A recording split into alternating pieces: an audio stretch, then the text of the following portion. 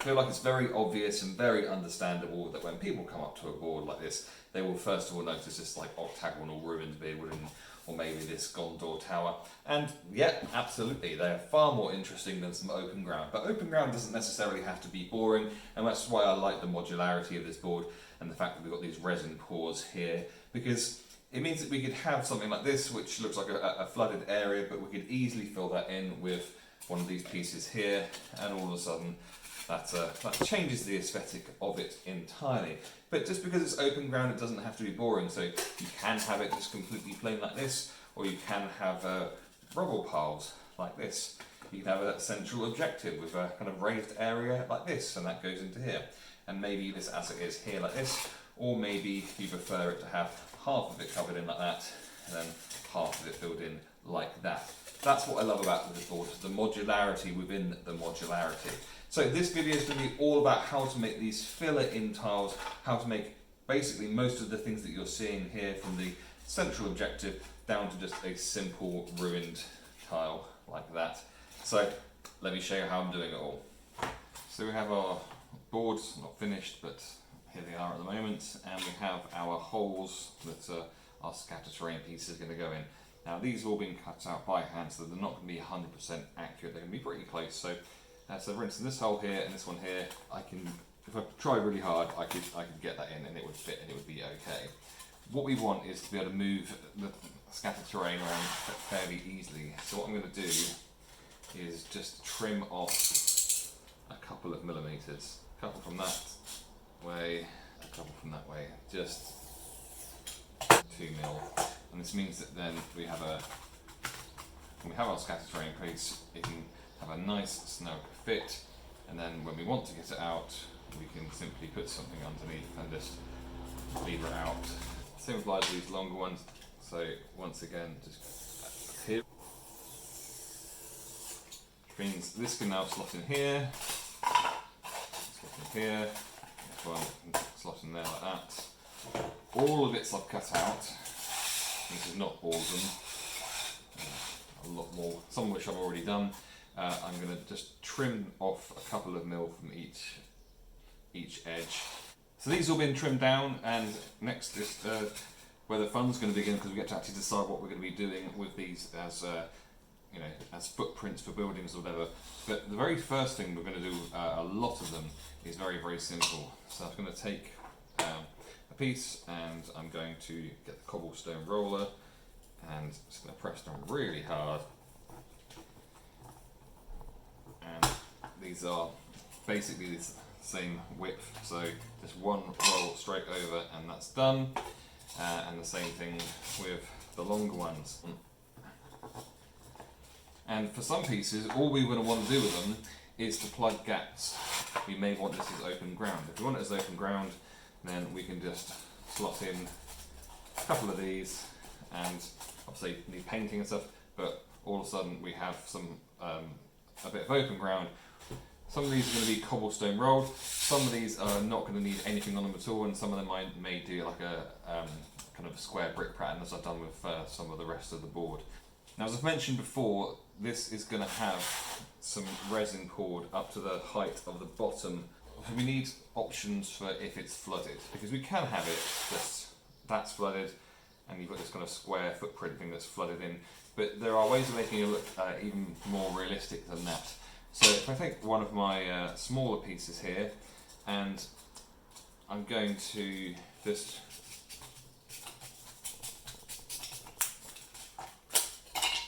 cut in randomly like that, and then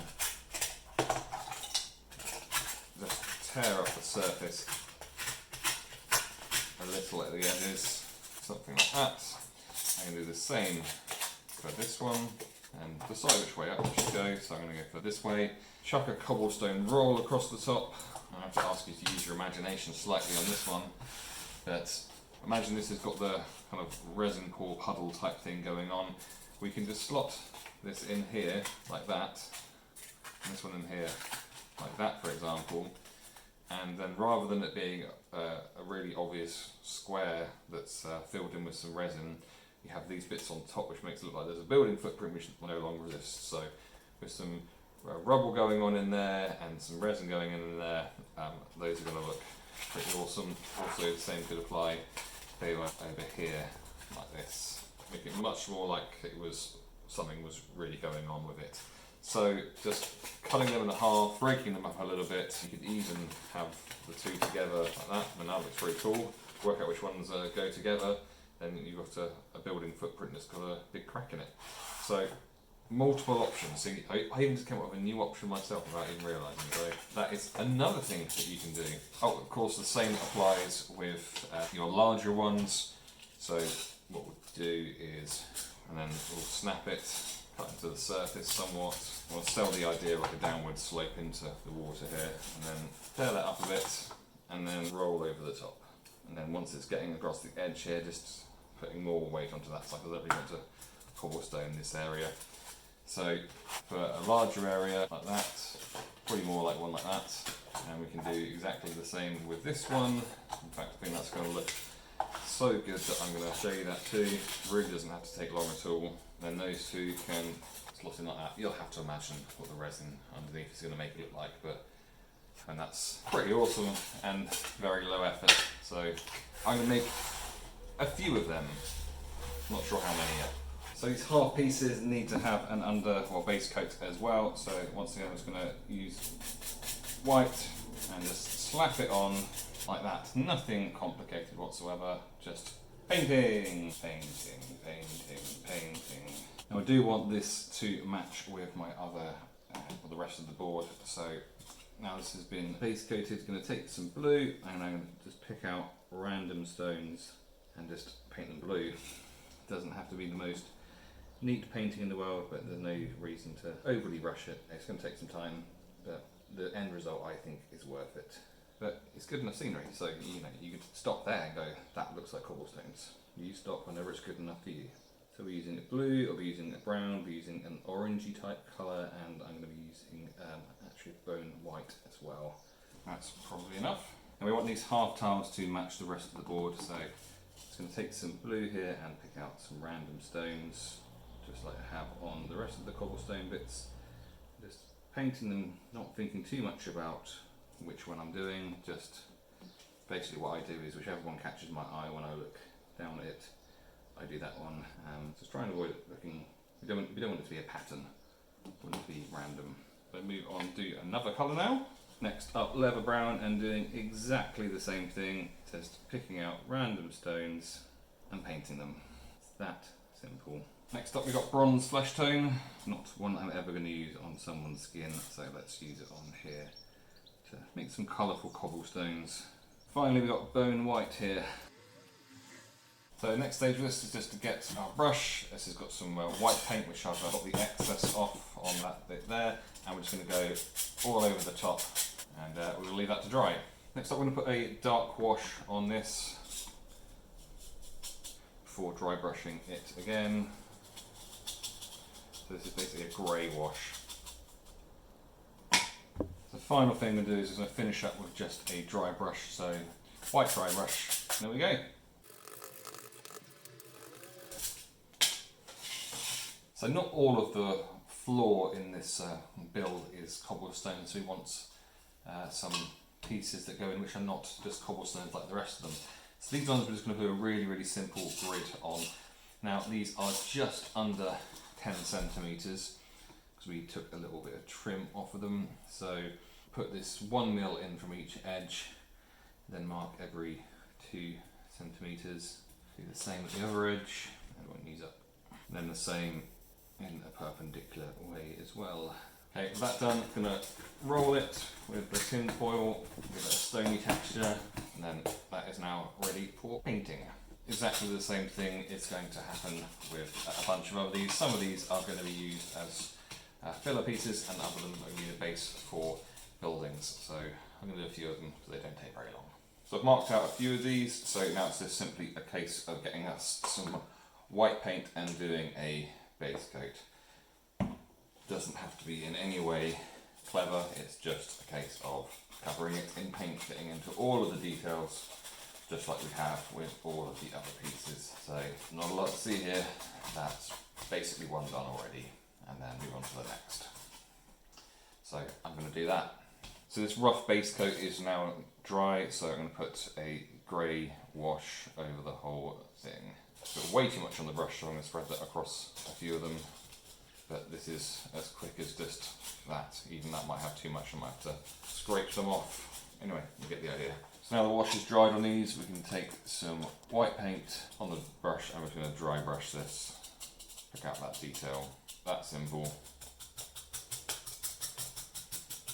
Right, time to do something a little bit more important. So, not real life.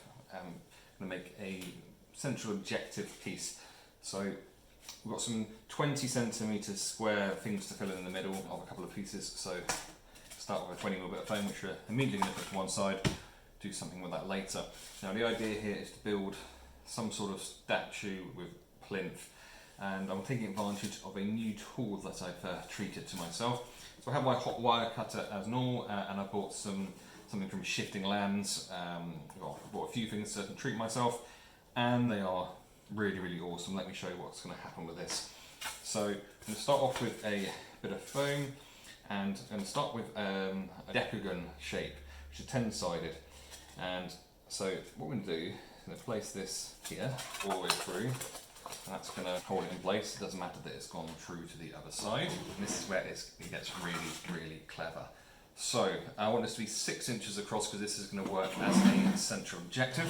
So to make it easy for myself when I'm playing, I can basically say, look, if you're on that bit of it, then you are within 6 inches. So 6 inches across is just over, so that's 15.2. So I want this to be 7.2, I reckon. No, 7.1. So move this until it's at, there's a mark saying 70 there, and that's just a smidge more. That is definitely close enough. Now this is where it gets ridiculously clever. So take this part here and we fit it into this little slidey bit. And we line up the slidey bit there, and we turn our hot wire cutter on and we make a cut. Now we can turn it, slot it back in to a different angle. So we're going to do 10 cuts, each angle perfectly defined by the position that this is taken up on this. It's easier once it gets a little bit smaller. You don't have to do the cuts in order. Again, you obviously can't see where you're trying to line up with unless you pick it up and move it. And we have it. Perfect. It might not be perfect. Certainly good enough. I think it's a decagon. Let me know in the comments if I'm wrong. So that can be positioned in the centre like that. So I'm going to move down to a smaller size and a less sided shape. So we have our hexagon thing, and I've set this to be at 10 centimetres around. I'm going to move that ever so slightly, do 2mm, but so we slot it into the appropriate thing, make sure it's turned on. We have our hexagon, go on here at some angle yet to be determined. Actually seeing how much space there is on the outside of this, I'm actually going to put this back in and make it smaller. So I'd like models to be able to sit on this step more comfortably. So shouldn't need to, if there was a centimetre more on each thing, and give it about a centimetre and a half. So it's going to be smaller. And the good thing is if you're just making it smaller, then it's really obvious where the angles are that you need to turn the thing to. That seems a bit more sensible. It seems just a little bit too cramped there. So that's going to look like roughly with a statue in the middle. But in terms of what we're going to do with this, I'm going to choose the good side here, and I'm just going to draw lines on opposite points here, and then down the point as well. And roll with our thing, re-establish these a little bit, and do the sides. Do the same with this, and the same thing. Don't have to go all the way into the centre on this because it's going to get covered up anyway. And these lines should match up, which is why I went for the hexagon, and I think it's a dodecagon, it's 12-sided. And the question is what happens with these outside ones, which should be a continuation of these lines. I think that probably makes sense, but it's also not the easiest thing to do. So would there be a line? Is there a line? 45 degrees, or is it? No, it's in between that. So we will draw the centre part of this line here, the centre part of this line across here. That gives us the centre. And then it's going to end up a bit like a clock face now. So I've marked middle waypoint there, and I'm going to go through centre here and through that point there. We are First one, I use our protractor here, and we know that we want to have one every 30 degrees, so that's here. And we don't have to do both sides, which is good, because we don't. And if this goes horribly wrong, then there's another side to this bit of foam. I'm confident that it's going to be good enough. Let's see. Perfect. No, good enough. Yes. Looks kind of cool. And this needs some sort of statue in the middle. I'm not sure exactly yet. I made this for the hot wire cutter and a knife. Maybe that, I don't know. But next up, our classic, whatever this is called, tin foil rolling. Just under 15, just under 20, so 2.5. That's positioned 2.5 in that edge, and just line up the lines, which don't have to be perfect, but that's where that will be glued down. And then with this one, we got 2.5 in again, isn't it? So that's where we'll glue them. Good amount of glue to the underside of here. Line up the lines best I can, and then press down. And line up with there. Line up the rest of the lines. They're not perfect, but they are good enough. A little bit of working time with the hot glue gun, but not a lot. But that will be enough. Next up, we're going to slap a white base coat on this. So nothing complicated, just, as you can see, absolutely smothering it in paint and spreading it all over. So base coat is dry on this, and now I'm going to put a black wash, maybe a grey wash, whatever colour this is, the whole thing before dry brushing it in white. Done. That wash is now dry, so we can now dry brush this in white. All of the texture that we've got by putting the tin foil roll on it. Need some sort of something in the middle, but I think that looks pretty cool as a central thing. Some sort of statue, not sure what yet. So this looks way too clean to exist within a ruined city, so we're gonna chuck some rubble down on it, and I think it's quite literally, so I'm gonna not even really think about where glue is going, chuck some down. To a degree it's gonna be everywhere, but some places more than others, like that. And that's pretty much literal. I'm gonna give this a jiggle. I think something like that's pretty good. Overdid it, but cool. I'm gonna give this a light spray. Use some of our grey stone to break it up.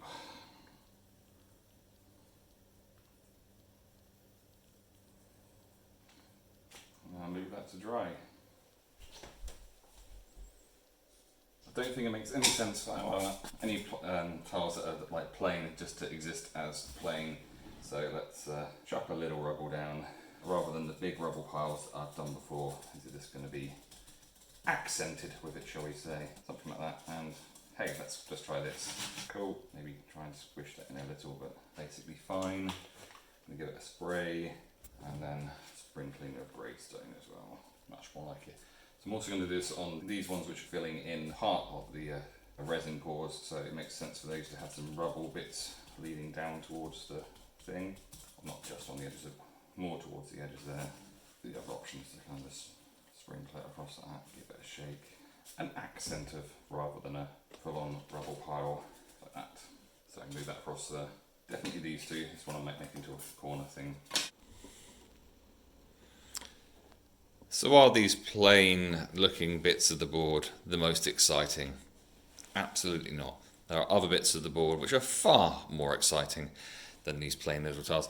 But without them, the board would not be able to exist as it does. So hope you've enjoyed this video. Let me know in the comments what you think of all of it and how the board is progressing. If you'd like to subscribe to the channel, that'd be really helpful, as well as hitting the notification bell so that you know when new videos are arriving. And let me know what you want to see next, either on this board itself or on the channel in general.